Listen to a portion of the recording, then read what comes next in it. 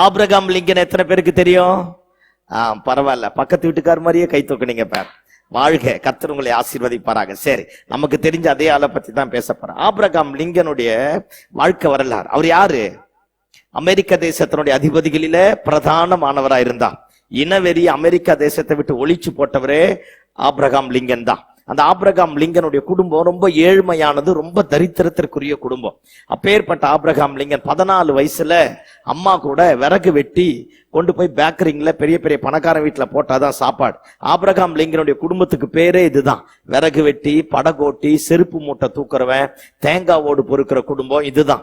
விறகு வெட்டி கொண்டு போய் போடுவாராம். படகு வாடகைக்கு எடுத்து இந்த ஆற்றங்கரை இக்கரையிலிருந்து அக்கறைக்கு எல்லாரையும் கொண்டு போய் விடுவாங்களாம். படகோட்டி, விறகு வெட்டி, அப்புறம் என்ன சொன்ன, தேங்காய் ஓடு பொறுக்கி, செருப்பு மூட்டை மூட்டையா கொண்டு போய் கடைகளுக்கு போடுறது. இதுதான் உங்க குடும்பத்தினுடைய பட்ட பெயர். யாராச்சும் ஒருத்தர் கூப்பிடணும்னா விறகு வெட்டியோட குடும்பத்துக்கு போடுவாங்களாம், தேங்காய் ஓடு பொறுக்கிறவங்க குடும்பத்துக்கு போனாங்க.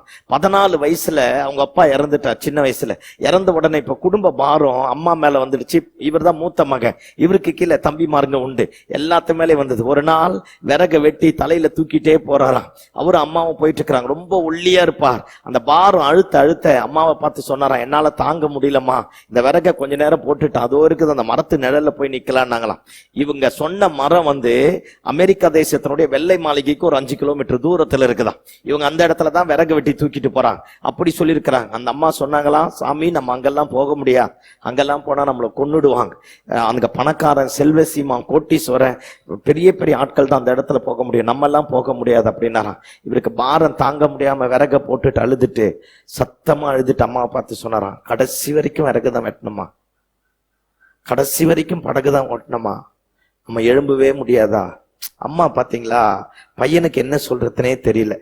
மகனுடைய கண்ணீர் எல்லாம் தொடச்சிட்டு அம்மா சொன்னாங்களா, இதுக்கு மாற்று வழி இருக்கு, நீ வா இந்த விறகு கொண்டு போய் வீட்டுல போட்டுரும் அப்படின்ட்டு போட்டுட்டு வீட்டுக்கு போய் சாப்பாடு எல்லாம் கொடுத்து பையன் தூங்கி எந்திரிச்சோன்னே தம்பி மகனை கூப்பிட்டு உட்கார வச்சு சொன்னாங்களாம், இங்க பார், வீட்டுக்குள்ள போய் ஒரு பெரிய பைபிள் எடுத்துட்டு வந்து சொன்னாங்களாம், அப்பா இந்த பைபிளோட ஆண்டவரை நீ பிடிச்சிட்டு இந்த பைபிளை ஒழுங்கா படிச்சுனா அந்த நிழல் என்ன, அந்த மாளிகைக்குள்ளே உன்னால போய் உட்கார முடியும்னாங்க. அல்லேலூயா. ஆமா, அம்மா சொன்னாங்க. சொல்லிட்டு கொஞ்ச நாள் கழிச்சு அம்மா இறந்துட்டான். குடும்ப பொறுப்பு இவர் மேல வர ஆரம்பித்தது. பாருங்க, எதை எடுத்தாலும் தோல்வி தோல்வி தோல்வி தோல்வி தோல்வியாவே மாற ஆரம்பிச்சதான் எல்லாமே. பாருங்க, குடும்பத்தை அப்படியே கட்டி எழுப்ப ஆரம்பித்தா. படிக்க வக்கு கிடையாது, ஸ்கூலுக்கு போக வழி கிடையாது, புக்கு வாங்கலாம் எந்த விதத்திலையும் தகுதி கிடையாது. அதனால அப்பெல்லாம் குருக்கல கல்வி மாதிரி தான், வீடுகள்ல தான் வந்து கத்தருவாங்களாம். எங்கேயாச்சும் ஒரு வீட்டுல விறகு வெட்டி போடும்போது அந்த வீட்டுல போய் உட்காந்து அந்த வீட்டுல கற்றுட்டு வருவாராம்.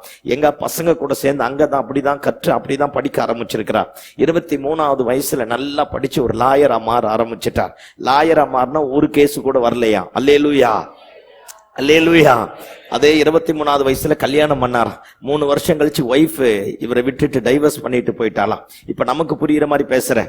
கவுன்சிலரா நின்று இருக்கிறார், தோத்துட்டார். வார்டு மெம்பரா நின்று இருக்கிறார், தோத்துட்டார். ஊர் பஞ்சாயத்து தலைவரா நின்று இருக்கிறார், தோத்துட்டார். எம்எல்ஏவா நின்று இருக்கிறார், தோத்துட்டார். எல்லா விதத்திலையும் தோல்வி தோல்வி தோல்வி தோல்வி தோல்வியாவே இருக்க ஆரம்பித்தது. ரொம்ப அவமானம், ரொம்ப நிந்தை, எதிர்காலத்தை குறித்து 1008 கேள்விக்குறி. நேசிச்சவங்க யாரும் இல்ல, நம்பனவங்க யாரும் இல்ல, எல்லாமே இவரை விட்டு பறிக்கப்பட்டு போக ஆரம்பித்தது. 54வது வயசுல அமெரிக்கா தேசத்தினுடைய ஜனாதிபதியாய் ஆபிரகாம் லிங்கன் தேர்வு செய்ய ஆரம்பிச்சுட்டார். ஆமா, இவர் மாறிட்ட உடனே அந்த அதிபர் பதவியில ரிஜிஸ்ட்ரேஷன்ல கையெழுத்து போடுறதுக்காக முன்னாடி நின்றுட்டு இருக்கிறாராம். சத்தமா தேம்பி அழுகிறாராம், பயங்கர சத்தமா அழுகிறாராம். பாருங்க, எல்லா அதிபரும், தேசத்தினுடைய அதிபதிகள் வந்திருக்கிறான், ராஜாக்கள் வந்திருக்கிறான், செல்வ சீமான் வந்திருக்கிறான். எல்லாம் சொல்றாங்களாம், கண்ட்ரோல் யோர் செல்ஃப், என்னது செல்ஃப் கண்ட்ரோலுக்கு வா, உணர்ச்சி வசப்படாத, அமைதியாரு, அழுகாத, உலகமே உன்னை வாட்ச் பண்ணிட்டு இருக்கு, அமைதியாரு அமைதியாருங்கிறாங்களாம். ஆனா ஆபிரகாம் லிங்கனால அந்த சைன் பண்ணிட்டு உட்கார்ந்துட்டு சத்தம் போட்டு அழுதாராம். அழுகையை நிறுத்த முடியவே இல்லையா. 6 மணி நேரம் கண்டினியூவா அழ ஆரம்பிச்சாராம். ராஜாக்கள், அதிபதிகள் எல்லாரும் போயிட்டாங்க. அவர் உணர்ச்சி வசப்பட்டுட்டார், எல்லாரும் போயிட்டாங்களாம். மீடியாக்கள் மட்டும் அப்படியே இருக்க ஆரம்பித்ததான்.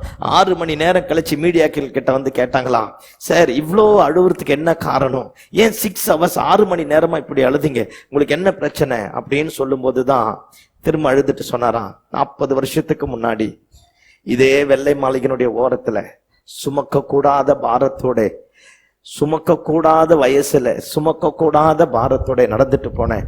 எங்க அம்மாவை பார்த்து கேட்டேன், அந்த நிழல்ல போய் ஒதுங்கலாமா? எங்க அம்மா சொல்லிட்டாங்க, அந்த நிழல்ல கூட ஒதுங்க நமக்கு தகுதி இல்லடான்னுட்டாங்க.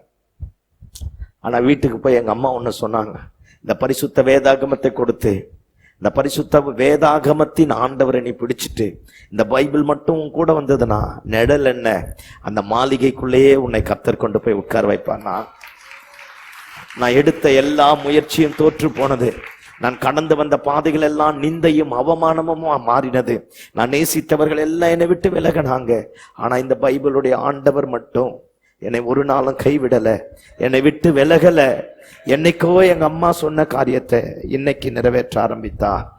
ஆமென். இந்த நல்ல காலை வேளையில் ஆண்டவருடைய சமூகத்துல வந்திருக்கிறோம். எல்லாம் என்னை பாருங்க பார்ப்போம். மதவாதிகளா தேவனை தேடக்கூடாது. இந்த பரிசுத்த வேதாகமத்தின் ஆண்டவரை நாம் அண்டிக் கொள்வோமானா எந்த உயரத்துல ஏற முடியாதோ அந்த உயரத்துல இந்த வேதாகமத்தின் ஆண்டவர் ஏற பண்ணுவார். எதை சாதிக்க முடியாதோ அதை சாதிக்க பண்ணுவார். அல்லேலூயா, அல்லேலூயா.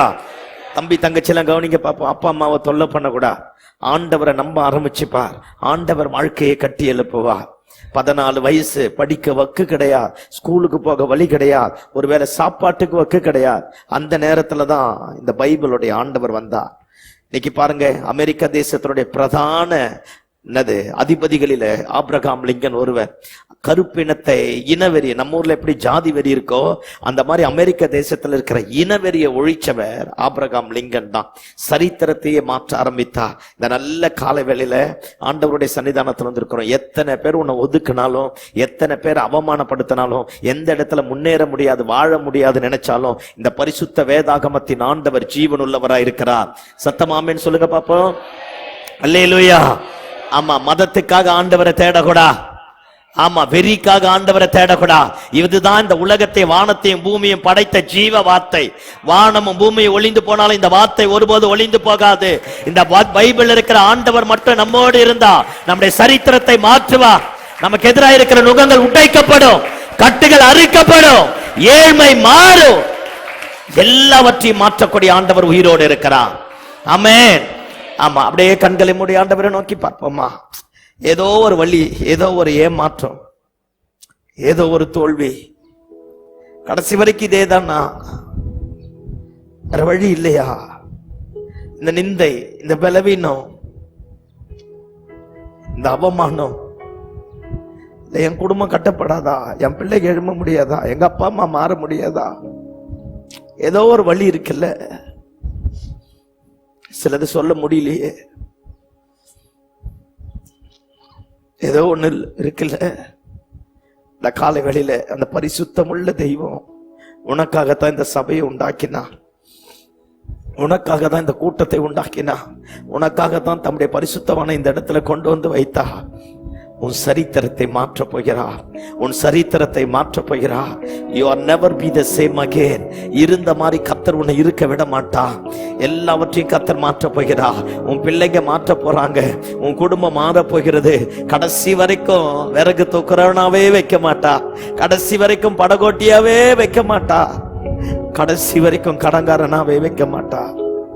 அவர் நல்லவர். ஒருவேளை அனாதை போல யாருமே இல்லாம, இது எனக்கு மிஞ்சின பாரமா இருக்கு, என்னால சுமக்க கூடாத பாரமா இருக்கு, என்ன சேர்த்துனே தெரியலன்னு வந்திருக்கலாம். இந்த காலை வேளையில உன்னை பார்த்து தான் கர்த்தர் சொல்றா, நான் இருக்கிறேன்ப்பா, உன் பாரத்தை என் மேல வச்சிரு, உன் வேதனையை என் மேல வச்சிரு, நீ என்ன நம்பு, நான் உன்னை ஆசீர்வதிப்பேன், உன்னை உயர்த்துவேன், உன்னை மேன்மைப்படுத்துவேன். அல்லேலூயா. என் ஓட்டத்தில் நான் தனிமையில்லை, நேசித்தவர் என்னை வெறுக்கவில்லை. என் ஓட்டத்தில் நான் தனிமையில்லை, நேசித்தவர் என்னை வெறுக்கவில்லை. சொன்னதை செய்திடும் தகப்பன், சொன்னதை செய்திடும் நம்புவேன் இறுதி வரை, நம்புவேன் இறுதி வரை, நம்புவேன் இறுதி வரை, நம்ப நம்புவேன் இறுதி வரை. என் ஓட்டத்தில் நான் தனிமையில்லை. சொல்லுங்க, நேசித்தவர் என்னை வெறுக்கவில்லை. என் ஓட்டத்தில் நான்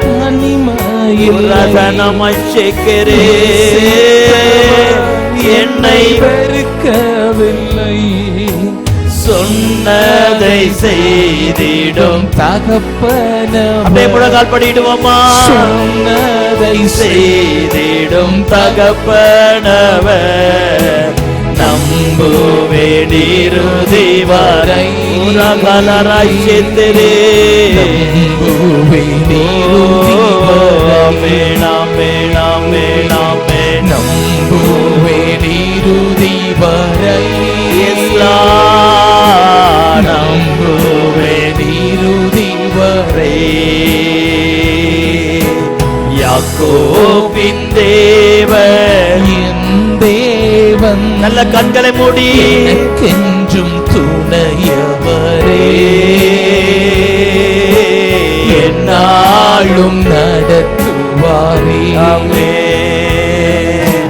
யாக்கோபின் தேவன் என் தேவன். எனக்கென்றும் துணையவரே. என்னாலும் நடத்துவாரே. என்னாலும் நடத்துவாரே. அப்படியே இரண்டு கரங்களை வானத்திற்கு நேராக உயர்த்தி நாம ஷேக்கரணா என்னாலும் நடத்துவாரே. ஹல்லேலூயா ஹல்லேலூயா ஹல்லேலூயா ஹல்லேலூயா ஹல்லேலூயா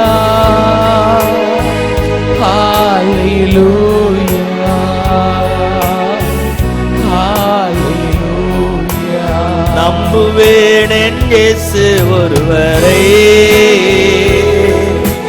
நம்புவேன் என் இயேசு ஒருவரை. கடைசியா முடிக்க போற சத்தத்தை உயர்த்தி நம்புவேன் என் இயேசு ஒருவரை. நம்புவேன் என் இயேசு ஒருவரை.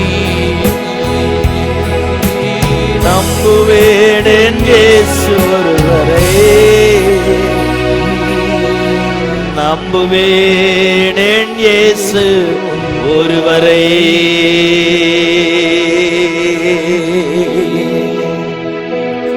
பரிசுத்தமுள்ள பிதாவே, ஆசீர்வதிக்கப்பட்ட முன்குறிக்கப்பட்ட நல்ல நாளுக்காக நன்றி. உங்க பரிசுத்த பாதத்துல வந்திருக்கிறோம்ப்பா. நாங்க எந்த நிலைமையில வந்திருக்கிறோன்னு உங்களுக்கு மட்டும்தான் தெரியும் சுவாமி. நீங்க வாங்க ஆண்டவரே, எங்க கூட பேசுங்கப்பா, எங்களை ஆற்றுங்கப்பா, எங்களை தேற்றுங்கப்பா, எங்களை தட்டி எழுப்புங்கப்பா. உங்க நாமத்தை மகிமைப்படுத்தும் இயேசுவின் நாமத்தில் ஜெபம் கேளு நல்ல பிதாவே. ஆமென் ஆமென் ஆமென்.